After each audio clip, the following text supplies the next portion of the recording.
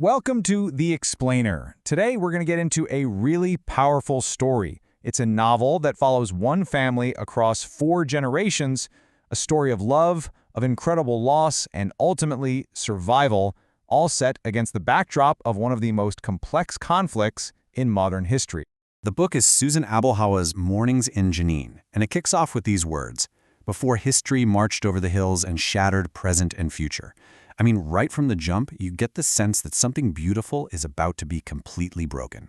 So we're going to follow this one family, the Abel-Hedjas, and their journey is going to take us right through some of the biggest moments in Palestinian history. But what's really amazing is how we see these huge, sweeping events through their eyes, through their personal heartbreaks and their moments of hope. Okay, so let's set the scene. Our story starts way back in 1941, in a little village called Einhad. Just try to picture it, a place that smells of figs and is surrounded by these incredible olive groves. This is a place where family roots go deep. I mean, really, really deep. Yeah, for the Abel-Hedja family, life really moves with the seasons, especially the olive harvest.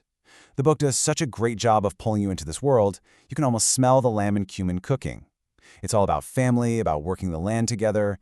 It's peaceful, and you just know it's the calm before a massive storm. And their connection to this place? It's not just a few years.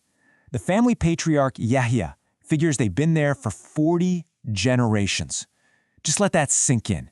40 generations of births, weddings, history, all of it tied to this one spot. And it's all about to be ripped away.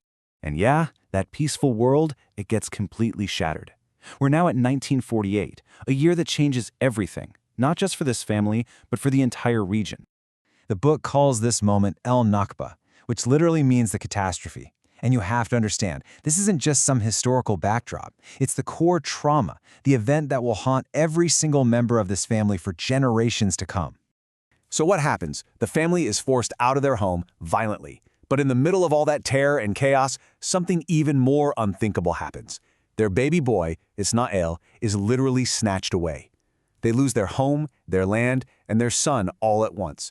They end up in the Jenin refugee camp, living in tents, a complete world away from the life they knew. And you see this quote in the book, this idea that it would be an offense against justice if they couldn't go home. That hope of returning becomes everything. In the camp, it's a daily ritual. The men gather every single morning, listening to the news, clinging to that possibility, even as the years start to stretch on. And that hope starts to feel, well, a little thin. All right, so now the story shifts. We're moving to the next generation, focusing on a little girl named Amal. She's born in the camp. This is the only reality she's ever known. So Amal's childhood, it's nothing like her father's. There are no olive groves, just the dusty lanes of the camp, and stories about a home she can't even picture. And then, history strikes again. The 1967 Six-Day War hits, and it brings this just another wave of pure devastation. Amal's family is buried in the rubble. She survives, but she ends up in an orphanage, completely alone. But she has something to hold on to. These words from her father, Hassan. They can take the land, but they can't take your knowledge. And man, that becomes her mantra. For Amal, education isn't just about getting a good job. It's survival. It's the one thing she can own, the one thing that nobody can ever bomb or steal from her. So this really kicks off a new chapter, one of exile. The family that's left is scattered all over the world, and they all have to figure out, who are they now when they're so far from the only home they've ever known. Well, Amal gets a scholarship and an opportunity to go to America. And what does she do? She changes her name to Amy. Her real name, Amal, means hope. But Amy, to her, it's just a sound, a name with no history. It's her way of trying to escape, to become, as she puts it, a woman emptied of her past, trying to forget all the pain she's been through. Meanwhile, her brother, Youssef, he went down a totally different road. He became a fighter with the PLO in Lebanon, and tragically, his own wife and son get caught in the Sabra and Shatila massacre in 1982. The book shows us this horror through the eyes of journalists who were there, just completely stunned by what they were seeing. And this loss, it just breaks him. It completely changes him. Youssef is no longer a soldier fighting for a cause. He becomes, in his words, a haunted man. All he wants is revenge.